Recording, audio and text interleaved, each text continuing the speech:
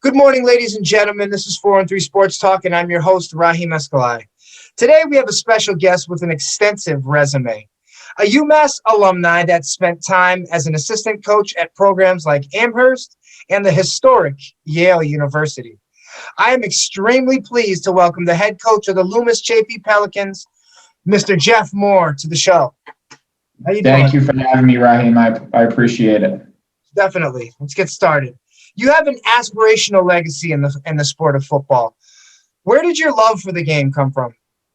Yeah, I first started playing around 10 years old, and the biggest reason I started playing was just, in all honesty, all my friends were. That's really what got me started. At first I was playing soccer, basketball, and baseball 3 seasons, and then all of my buddies from all those sports are playing football as well.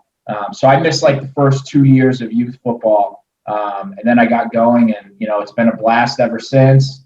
My high school experience at Norton was great as well, and that sort of tailored into me walking on at UMass. And at UMass, I was like the third string punter, and I sort of understood what my role was there. Yep. So even as a player in the team, I was always charting for defense and stuff like that. And then from there, I became a student assistant with them, going into meetings and things of that nature. And that's sort of what got the ball rolling.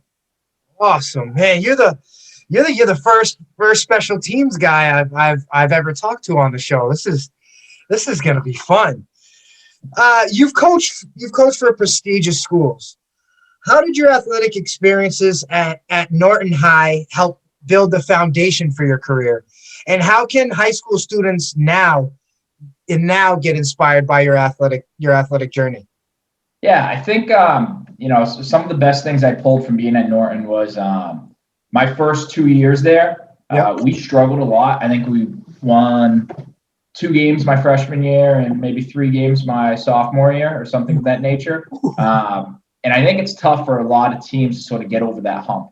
And then my junior and senior year, we won 7 and 6 games. And I think it was nice to sort of see how, with hard work, determination, having a culture of success, how teams at sort of the bottom of the pile can work their way up. And that's been, a process that stuck through me everywhere. When I was at Yale, I was there for 1 year with Coach Tony Reno. Does a great job, but it was for our first year there, and it was a rebuild. And that first year was really difficult, and it took a lot of sweat equity. But now they're one of the perennial top teams in the Ivy League for football, both at St. Thomas More and at Loomis.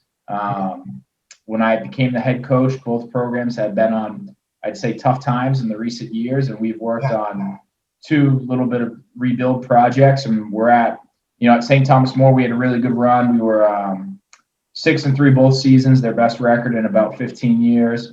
And I think we're in a really good spot at Loomis right now. Sadly, we didn't get to play this fall, but we had a really good group of kids. And I feel really comfortable where we will be for the next few years here. Right. Most definitely, man. Again, I want to touch on that, the pandemic taking away your guys' season. That's most unfortunate. But what you've been able to build, what you've built over your career, and then bringing it to Loomis it's exciting to say the least. And we're gonna get into that later on in the interview. But I just want to say it's remarkable what you've done. I joked with Central, me and Central's coach Valdemar Brower were talking yesterday, and he's like, we're talking about you a little bit, and he says, you're the epitome of player development and recruiting. So I got excited when we were talking about this. This is awesome. I finally going to get a chance to talk to him after we're playing tag and stuff like that. So definitely. Can you tell us about your time at the University of Massachusetts and how it's helped you become the coach you are today? Yeah, so I was a walk-on there. So what happened when I was at UMass was they started their training camp in August. They have all these guys report. And then I want to say probably my 4th or 5th day at UMass, they have what they call walk-on tryouts. So I think there's about 35, 40 kids that go to walk on. And I think they took about 4 or 5 of us. So they put us through a bunch of different drills, stuff like that. Some of it's luck because some of it is position of need for the walk on kids and stuff like that. And I was fortunate where they had a need in punter and specialist. I think that was definitely a big help. But really good experience. I was fortunate to be able to be coached by some really great people. Sean Spencer ran the special teams there, where I've had a relationship throughout. Coach Brown was the head coach, who I still talk to every single month. And then Kevin Morris was the offensive coordinator, who took over as the head coach, hired me as a student assistant afterwards. And then he became the offensive coordinator at Yale and helped me get my job there as well. So I've been fortunate where there have been some really great people who have looked out for me well beyond my time at UMass. And I think the best thing is being a walk-on is a real humbling experience. And you have the ability to sort of put the team first and look at it from a bigger lens and just understand the importance of putting your head down and working. Most definitely. And then to elaborate a little bit on that, being a walk-on, I would think, well, not that it would be easy, but it would be fun. You're coming in there and unlike guys who have already been there and know what's going on, you're coming in there hungry and your only focus is making a team. So you're locked in and ready to go. And there's no ego. And it's just a beautiful thing when you're hungry and you're a walk on. And then when you make the team, that's gotta be. It was nice. It was a pleasant surprise because you go in and you see all these guys there, and they don't even tell you how many kids they're going to take or anything like that. So it was nice. It was a really great experience. I got to meet a lot of great guys, and Brett Arnold took me under his wing, who was the starting punter there, was an All-American. He works at Rutgers now. Yep. Liam Cohen I still talk to, who was the all-time leading passer there, and he's now the offensive coordinator at Kentucky. And there's been some really great guys that I've just been lucky to sort of form relationships with, who people who were very successful there, but never, their ability never affected the way they created relationships. Question about I got a punter question for you. What's your long? Like, how far could you sit back and bomb one of those balls? Yeah, so in high school, my longest was 70 yards. We were playing at Holliston. But my senior year, I averaged like 44 yards a punt.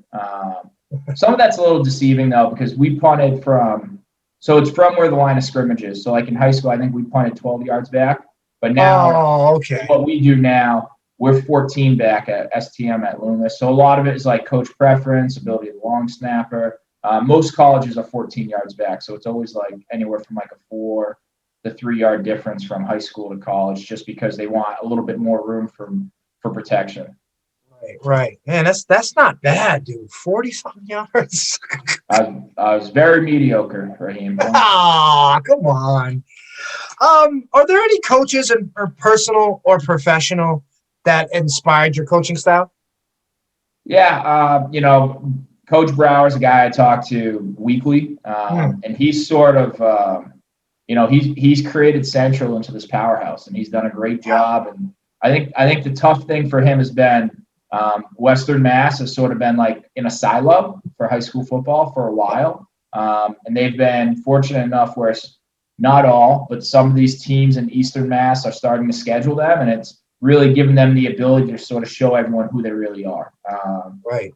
I think for a while, Western Mass was in Division III football, and that was it. So even though if they have an enrollment of what would be Division I in Massachusetts, they were stuck in Division III. So for the ability, I know Central Catholics had played on the past, Catholic Memorial, Everett, and Coach Brower can only ask people to play him. He can't force them. So schools like those three, just to be able to step up and face them, and Central's lost to a couple, beat a couple, but they're just keep climbing. And he's been a big influence on me.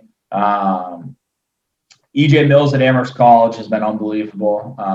And that's sort of where I first got started coaching. And Don Falstick, who's the athletic director there, when I worked there, he was the offensive coordinator, and he's probably really who my mentor's been. Adam Banks, who was the wide receivers coach, and I first started working with the wide receivers with him at Amherst and worked under him. He's unbelievable person. I think the biggest thing from my first experience at Amherst, they were great coaches, but more importantly, they're better people. And that's really what I think makes teams truly special. You know, you need great players, and I've been fortunate to have some. But great players can only take you so far. And then that culture of belonging, being a family, trust, love, you know, that's really, you know, the difference from being very good to elite. You know, and I say when kids tour our campus, you know, everyone always asks, well, you know, how do you think you'll be next year? And I always say to everyone, every year there's like 4 or 5 teams that have a chance to be the best before the season. And there's a bunch of different things that factor into it. 1 is staying healthy. 2 is a little bit of luck. There'll be 2 or 3 games that come down to just 1 or 2 plays at the end of it. And then 3 is just how quick can you gain trust with your players? How quick can you form camaraderie, a family bond? And those things are really what takes things to the next level. Because in prep school football, what's really difficult, and some people don't realize this, we'll have anywhere from 6 to 14 new starters every year because we're bringing in post-grads. Kids come as new juniors, new sophomores. So we're trying to create these relationships, and they've only been on campus for 3 weeks before we play our first game. So, and it's not like we have captains practices all summer, because if you look at our roster, we have kids from Finland, Nigeria, Canada, Texas, Charlotte. So it's not like even Central, where it's like they can have a captain's practice in the summer and everyone's within a 15-minute radius. Right. So for us, we're trying to do some stuff in the summer to create chemistry, but it's much different once you get bodies in person, and that's a really big piece. And at Amherst College, you know, I think they do it better than anyone, of the ability to create a family and trust and camaraderie with the kids and with the staff. Right, and those and the camaraderie and trust, those core values that are residual in our sport. I mean, we wouldn't be, you know, you wouldn't be a successful football team if you didn't embody those different sentiments. And that is something I truly believe. You know, as a former football player, you can go out there and be as skilled as you want, but if you don't trust the guy next to you, you're not going to do your job. And then when you're not doing your job, then that makes the guy next to you on either side have to work harder. And you know, he potentially is not going to do his job. And you know, it's the house of cards falling down. Oh, definitely. If you have the best quarterback and best wide receivers, but you have 5 guys up front that can't block, you know, it doesn't matter how talented those guys are. Most definitely. The ability to trust is just extremely important. And, you know, without my experience at Amherst College, I probably wouldn't be coaching now today. As a head coach, what is your offensive philosophy, and how do you and your staff get the players to continuously buy in and year out? Yeah, we want to take shots down the field. You know, that's an important piece for us. Like that. And, you know, I think my first year at St. Thomas More, our quarterback, you know, both years was a Western Mass kid, Miles Forrester. He's from Amherst. He's at UConn now. Awesome kid. Was a 2-year captain for us. And I think that first year he probably threw for about 280 a game. That first year we had 2 kids average over 100 receiving yards a game. Dexter Lawson, great kid out of Bloomfield, who was sophomore All-American at Central Connecticut. And then we had this big, long wide receiver, Austin Alexander, who went on to Fresno State. So we want to take shots down the field in the vertical passing game. That's a big thing.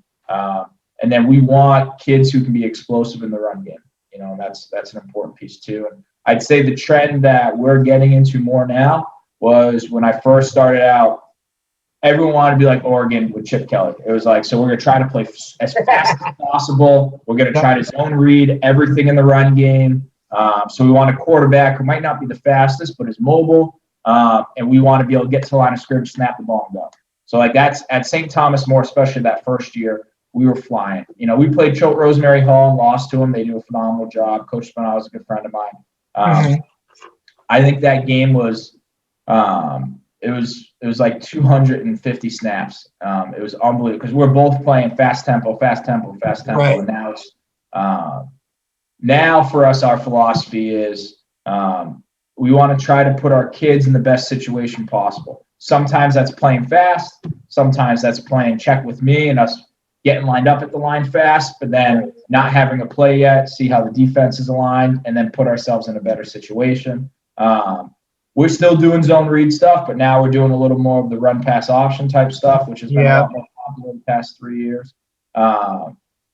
So, but our biggest philosophy is we want to score points, however way you put it. And we're still going to have very good receivers. We have a kid who will be a 3-year captain for us next year at Loomis, Chase Collier, who's a Windsor kid. So he's a local kid who's been very, very good for us.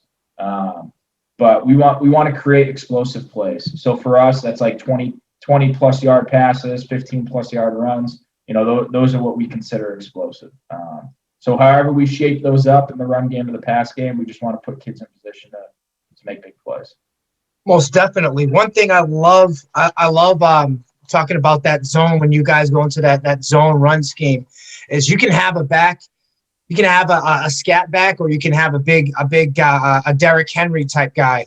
And I like the zone. I like that type of run because it also shows if you've really got athletic offensive linemen or not, with all the different directions that the guards will pull in and stuff like that.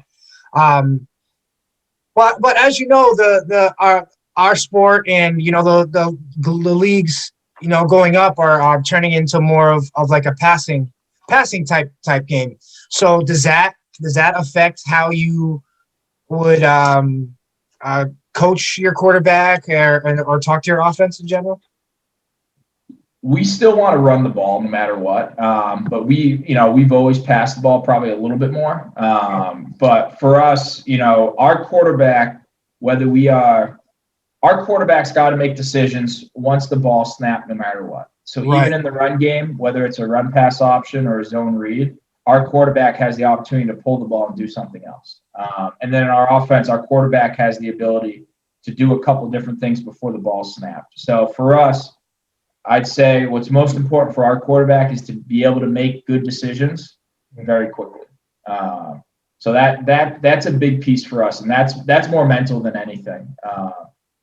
And for us, we just want our kids to be prepared to be able to make decisions quickly, because it doesn't matter what we know as coaches; it matters what our players know when they get on the field. I can know everything in the world, and I do not, for the record.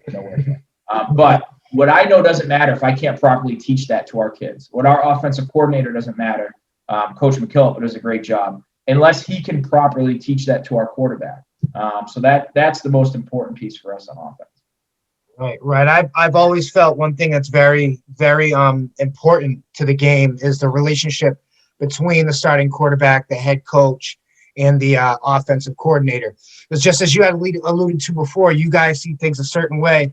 Then us as players, when we get out there and we're making our reads, we might see it a different way too. And I think that it's very important. Any high school quarterback I've talked to on the show so far, I've really preached that, because if you're complacent and you're not always in your coach's ear saying, "Oh, I saw this. What can we do in this situation?"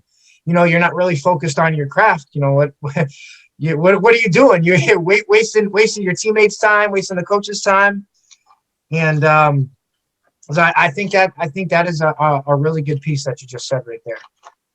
In your career, you've successfully assisted 30 students to get to the next level, 20 of which went to Division I schools. Can you talk to us about you and your staff's player development program and why it's been so successful? Yeah, so I was at St. Thomas More for 2 years. We sent about 30 kids to play college football at STM. A little over 20 played Division I. The big thing, the first thing was we had very talented kids, and that's a big piece to it. And then the next piece is player development. Big piece at St. Thomas More. We did a phenomenal job in the weight room. So we had kids that showed up, and their strength numbers, their body mass, just exponentially increased while they were there. So by the time Miles Forrester left from Amherst, he was a 500-pound squatter and a couple other things, put really good weight. We've had some other kids that have dropped weight when they needed to. And then another big piece is just we have really good relationships with schools. So here's the deal. There's more kids who are probably capable to play Division I football than there are spots at the end of the day. So, what I like to say is, kids who have come to play for me at St. Thomas More or at Loomis, I can never promise any school is going to work out. Right. But what I can promise you is we are going to get you in front of every school. So if you truly are good enough, you will have that opportunity. And if you're not, you won't. But I won't tell a kid beforehand, hey, you're good enough to play at school X. What I will say is I'm going to be able to get your film, your workout videos in front of school X, and we're going to find out if you're good enough one way or the other. Right. So we've had, kids who have been very good. At St. Thomas More, we had Tyler Rudolph, great kid, Hall of Fame All-American, who's at Penn State. Lamar Goods is at Florida. Kenny Messidor went to UCLA. Anthony Red, a Bloomfield kid, went to Syracuse. Yeah, I saw that. We had a bunch of kids. Wilfred Penne at Virginia Tech. We had a really great group of kids. And every school does things differently, but we've done a really good job of getting our kids the exposure they deserve. Because they put a lot of work into everything they do. When they're at our school and our facilities, when they're at home, and my one guarantee I can say to all of them is we will get you in front of everyone. Not that any school will work out, but we will get you in front of there. And then, my 2 years at Loomis, we're probably going to send, 17 to 20 kids to play college football in the last year and this year. And then probably, 13 to 15 to play Division I football. So last year we had Mike Saliba, who's a Massachusetts kid, played at Xaverian, and Paris Shand. They both went to Arizona. Paris Shand led Arizona's defense and sacks as a true freshman. Luke Kelleher is a kid from Weathersfield, local kid in Connecticut. He's at Merrimack. Joe Garbowski went to Cornell last year. And then we have a great group this year, a couple kids. Cam Watkins Hunter's another Bloomfield kid going to Georgetown. Nate Marty to Princeton. We got Lucas Desjardins to Tulane. A bunch of other kids as well. So we've been fortunate to have some kids at some great spots. And we have a lot of really good underclassmen here who have a lot of upside too. It'll be interesting in the next few years to see where they shake out. Right. Most definitely, man. That player development, man, that is something that's something sought after, man. Just the number of kids that you've sent to different schools, and then it all goes back to the basics. You work hard at your craft, and we'll put all your workout videos and everything out there. That is something I think that should be instilled everywhere with coaching. Like, why is that not a cardinal rule when it comes to player development, man? That is something awesome. Yeah, it's tough. Everyone's different. Different programs have different support. We're also lucky, like here at Loomis, we have a full-time strength conditioning coach. He's worked with the Buffalo Bills. He's actually a Springfield College strength conditioning master's grad, which is one of the best programs in the country. He used to work out of Springfield at AP Academy as well with those guys. So Matt Mai does an awesome job with our kids. He's with them year-round, so we're pretty fortunate. But, I think every school and administration looks at the college process differently. And I think it's tough where, whether it's public school or private school, some of these schools, their head coach is a stipend guy who's not in the building all the time. So, things like that can make the process a little more difficult as well. And, we've been fortunate at both places where I've been a head coach where we've had numerous good kids. So we sort of get recruiting by association, right? So George Carradine, who's a kid who went to Michigan, now he's the punter at Arkansas. We had Michigan, they had offered two of our kids. And Coach Brown and Coach Harbaugh were in my office, and I said, "Are you guys looking for a punter by any way?" And Coach Harbaugh goes, "I don't know, but I'll find out." Calls the special teams coordinator right then and there, said they were, sent him the film. He texted the special teams coordinator, got right back to us while they're still in my office. "Hey, we like him, definitely." He was up for an official visit the next week. He went to Michigan. They had no idea who he was before he entered the building. So we've been fortunate where we've had some really high-level kids, and because of that, we've been able to introduce other kids into that recruiting picture to those schools. Right. So I think like last year at Loomis, the recruiting visitation evaluation period was cut short due to COVID. But I think throughout September through February, we had about 50 Division I schools on our campus, whether it's FBS or FCS. So from people, from schools like Ohio State, Penn State, Michigan, to Florida, Arkansas, Arizona, to FCS Ivy League schools like Princeton, Dartmouth, Yale, Penn, Cornell. So, we've had everything. So the great thing is for our kids, I think a lot of people focus, we have all these Division I kids. We have also incredible Division II and Division III kids as well, and that's a really big component. Right now we have kids at Williams, we have kids at Amherst.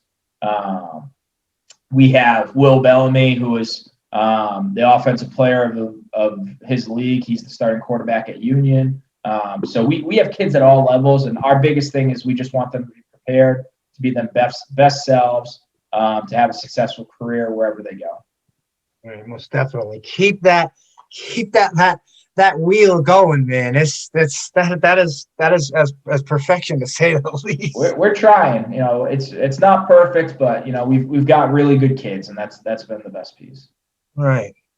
During the pandemic, when everything sports was stopped, what message did you give your staff and students? How did you keep them focused and motivated and ready to go if that was the case as far as football is concerned? Yeah, I think the biggest piece was honesty. And I said to our kids, the NESCAC and the Founders League said that we would not be playing in the summer, essentially. So, our kids, every week someone's like, hey, do you think if there's a chance that numbers get better, this or that? And for me, it's like, I'm going to tell you how it is, no matter what, if you're in our program. And I'm like, guys, this sucks. Everyone knows that. Mm-hmm. We're not going to play anyone else. I need you to understand this. Like, you can tell me whatever you want. We will not play anyone else this fall. But what we will have is X amount of opportunities to get better every day. If we can keep working towards that and numbers can stay low, we're fortunate where we have enough kids where we can inter-squad ourselves. So we had 3 inter-squad scrimmages, which went really well. But for us, it's like, hey, let's be real. We're not playing anyone else. You have opportunities to get better every day. Let's make sure we're getting better and not getting worse. And that was a big piece for us. So we spent a lot of time on technique, less time on X's and O's and more of skill development. That was a really big piece for us, especially the first 5 weeks was purely skill development, trying to get our kids prepared. And then we were fortunate in the last week, we had 3 inter-squad scrimmages. They're only about 35, 40 plays. But for the ability to get our kids some reps and our underclassmen to get some film as well. So those are a big piece for us. But it was challenging. With our coaches, I can't thank them enough for how positive we were every single day, which was a really big piece. Because the approach and enthusiasm we bring to practice every day is going to affect the results of our kids that practice every day. So that's a big piece for us. So we're banging music every practice and stuff like that. We want to up-tempo, upbeat, enthusiastic practice every single day. That's a really important piece for us. That's definitely. Speaking on that, those inter-squad scrimmages, I can't imagine, after the pandemic, everything's been shut down, just the energy during that game. You only said it's like 30 or 40 plays, but I could just imagine, everybody, suiting up, throwing on their helmets, just the energy, and I'm sure guys were getting after it, hitting each other. It was great competition for our guys, and I think a lot of them didn't realize that after the final one, that was their last opportunity to play high school football. A lot of them, none of our kids realized that were here last year when we went to Suffield Academy and played, that they would not play another opponent the next fall. Who would have thought that at that point? And I think, after our final inter-squad, it really hit our kids that my career in high school football is over. Whether they're going to play somewhere afterwards or not, this is their last time playing with their teammates, playing on, Pratt Field at Loomis for football. So it was a pretty emotional moment when we were done with our third inter-squad, but, our guys were fired up for all 3. It's just the opportunity to compete, and we do a lot of things in practice to give those opportunities, but for the real ability to get out there, tackle, move the ball. That's our kids were just, they were so hungry for that opportunity, just because it's been, this fall, not that it was a wash, but it was unlike any other fall in New England high school football, so our kids took it in stride. It was obviously difficult, but they did a really good job with it. I'm glad. For young athletes who aspires to be on your team or one like yours one day, what qualities do you think make a great football player, and what traits do you look for in your football players when evaluating your team? Yeah, first two things: be a good student and be a good person. Those are the two most important things. And especially at Loomis, I think we're ranked like the number 13 academic school in the country. If you're not a good student, you're not even in the conversation, no matter what, whether I like you or not. But being a good student and a good person are the two most important things. Being able to put the team before yourself, humongous piece as well. And then wanting to get better every day. I've had some really talented kids, and their success, not just in my program, but wherever they go next, the ability to get on the field the fastest comes into how badly do they want to outwork everyone else. My best example is probably, we had a kid at St. Thomas More from Norwalk, James Maxon, who's at University of Rhode Island. And that kid is one of the hardest workers I ever met. He was CAA Defensive Player of the Week last 2 years ago as a freshman. He starts there now. He's been playing ever since he got there, not as a starter, but played right away as a freshman. Just a hungry kid.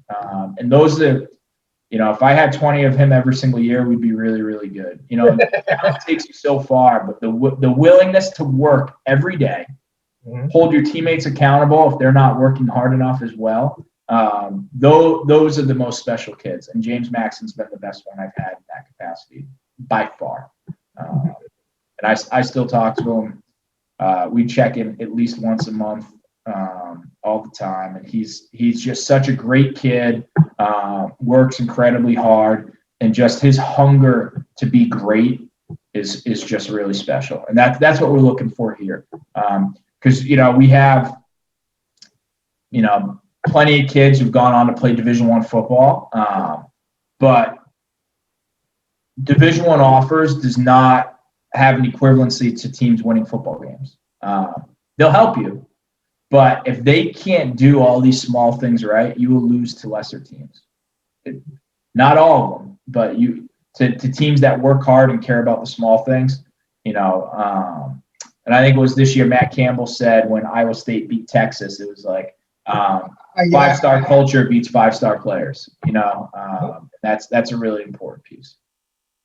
Yeah, that loss hurt me, man. I definitely didn't expect it to go that way. That's for sure.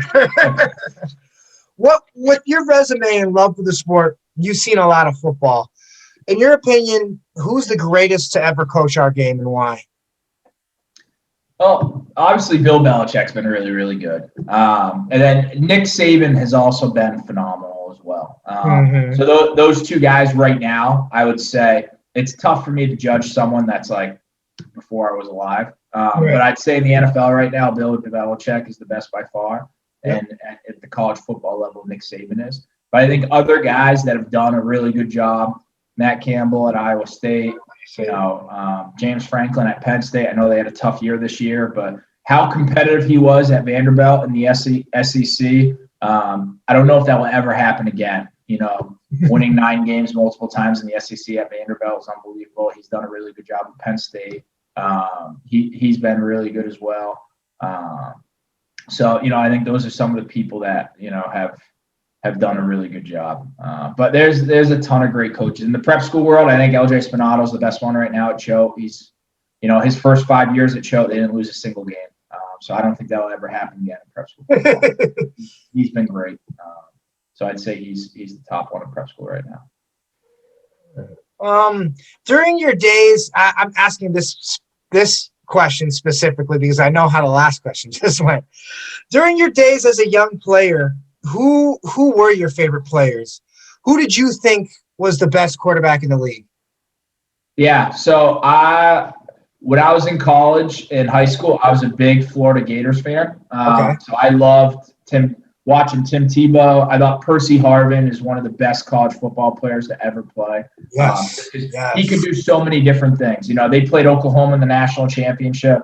He had over 100 receiving yards and over 100 rushing yards. Yeah, he went off. I just thought, that Florida team, I think, is one of the most explosive teams out there. Jeffrey Demps was the 100-meter national champion in college track and field. They had Percy Harvin. Chris Rainey was an extremely explosive kid. They had Aaron Hernandez was obviously an amazing player as well. Watching them was great. Oregon obviously was playing so fast, really fun to watch. Like Kenyon Barner and DeAnthony Thomas. So those are colleges that I just thought were just fun to see play football. At the pro level, obviously the Patriots have been great, which is awesome. I would say one of the other most impressive players I've watched is Devin Hester. When he was with the Bears, I think he sort of redefined the return game, which has been pretty cool. There's been a couple other guys who have done a good job too, like Dante Hall and Tyreek Hill, but Desmond Howard as well. Devin Hester was just a whole nother level. And now what's been cool in the past 10 years or so is these non-prototypical QB bodies playing QB. I think it's a stigma for such a long time that you're going to be NFL QB, you got to be 6'3", 6'4 plus. You got to have, incredible arm strength, this or that. And, you're seeing guys like Drew Brees, Russell Wilson, Kyler Murray, all these guys who are between, let's say, 5'10" and a half and 6'1". 6'1's probably really generous for some of those guys. But those are, Pat Mahomes, those are some of the top guys in the league right now. And 15 years ago, people would just be like, too short, can't do it.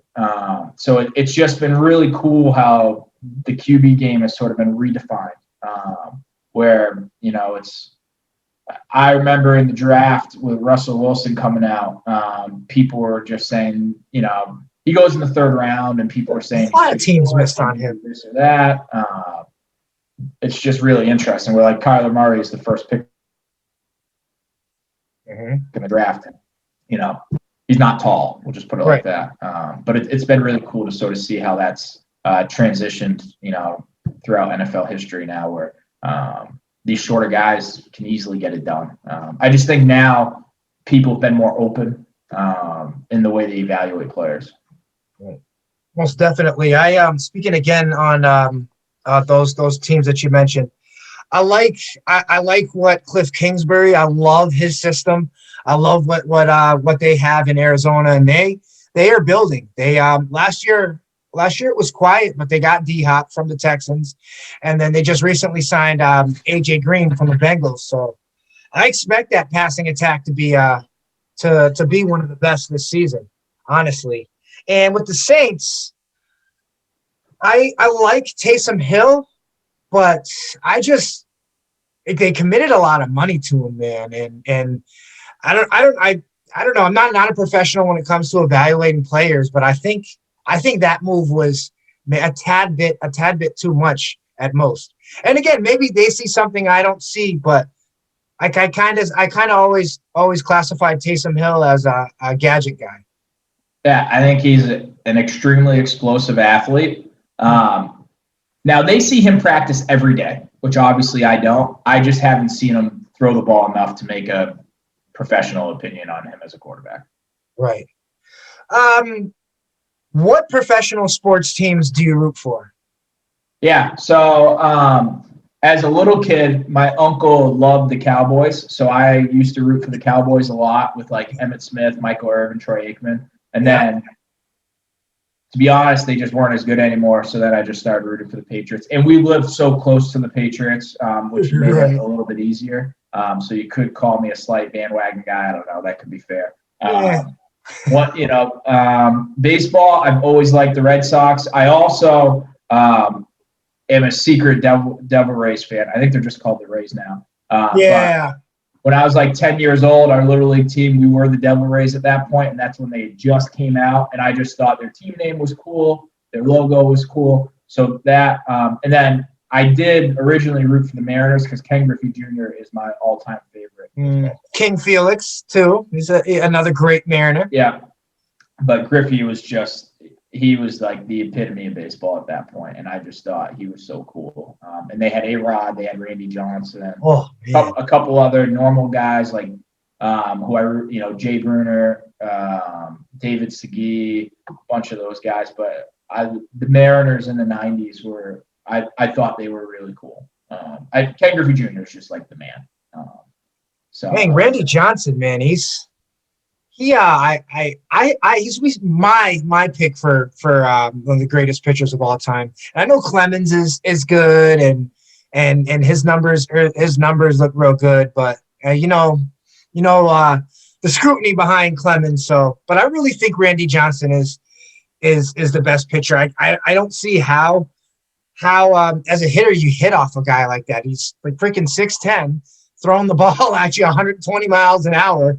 He's got that intimidating look along with the stash. Like he killed a bird with his bare hands. Yeah, dude, I remember that. I've never seen anyone else do that, so I think that's pretty impressive. Most definitely. Coach, last but not least, what can we expect from the Loomis Chaffee Pelicans and your guys going forward next season? Yeah, I just hope that we work together and play hard. We're going to have some really good kids. We're going to be semi-young next year. I'd say our biggest strength is probably the offensive line. We have 3 kids here who are really special. But for us, the most important thing is if we can work together as a team, never give up, play hard, play to the end of the whistle. I think we got a shot to be in that group of 4 or 5 where if all the small things work right, we could be one of the best. But we got a long way to go from there right now. The difficult thing is we have all these kids coming in who we're very happy with. We won't get to work with those guys until the last week of August. So to truly see where we're at right now is just unrealistic. We graduate 20 starters this year. We graduate 20 seniors and 16 starters this year. So there's a lot of great kids leaving. Decent amount of local kids. Winston Ware's going to Wagner. He's from Windsor. Cam Watkins Hunter, like I said, Georgetown from Bloomfield. Ray Cavan going to Merrimack. Trey, who's great PG for us, going to Merrimack. Pat Evans, who's a Stanford kid, going to Merrimack with him. We're losing a lot of phenomenal kids who I thought were good leaders in our program as well. We have, everyone looks at, hey, you got 3 or 4 kids that got major offers, this or that. 11 guys are on the field at a time. We got a lot of kids who we really like, but they're going to have to step up immediately. As long as we can sort of take that in stride and work incredibly hard, we'll have a shot. We are extremely excited for the upcoming season, but to say we have a lot of work to do is an understatement. Awesome. Well, 413 Sports Talk would like to thank head coach Jeffrey Moore of the Loomis Chaffee Penguins for coming on the show today. Thank you so much. I appreciate it, Raheem. And, it's incredible to watch Western Mass football, keep growing. Amherst Regional High School had a great run to the Super Bowl, getting there with JB Mills as the QB, awesome kid. Springfield Central has just been on every year getting better and better and winning numerous Super Bowls. And, Holyoke had Kevin Jourdain, who's going to Yale. Western Mass football is the sleeping giant. I think it's finally woken up and people are realizing there's a lot of great football going on over there. Man, I appreciate it. I hope they keep their eyes open because this is just the tip of the iceberg.